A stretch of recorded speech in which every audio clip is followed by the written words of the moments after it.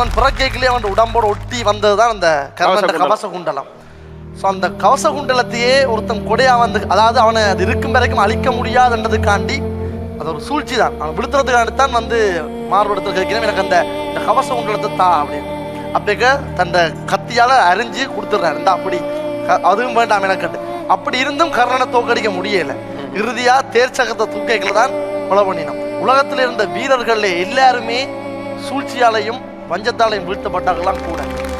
அதுலேயும் இன்னொரு விஷயம், இந்த நாட்டுப்புற கலைன்றது வந்து கூத்துன்றது எல்லாத்துக்கும் ஒரு தொடக்க பொருளாக இருந்திருக்குது. என்னுடைய ஈழத்தில் கூட இந்த கூத்துக்கலைன்றது வந்து எங்களோட உரிமை கோரலுக்கு ஒரு மிகப்பெரிய ஒரு அத்திவாரம் கொடுத்தது. அது ஊடாகத்தான் இந்த போராட்டங்கள் எங்களுடைய எல்லாமே வலுப்பெற்று இருந்தது. ஸோ நன்றி. சூப்பர்.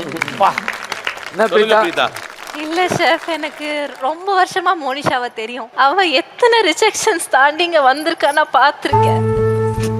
இல்ல அவ அவ்வளவு நல்ல பர்ஃபார்மர். என் கண்ணு முன்னாடியே அவளை அழ வச்சு அமிச்சதெல்லாம் நான் பார்த்துருக்கேன்.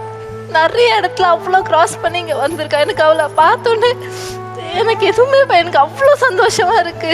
எனக்கு வேற எதுவும் சொல்ல தெரியல. Love you.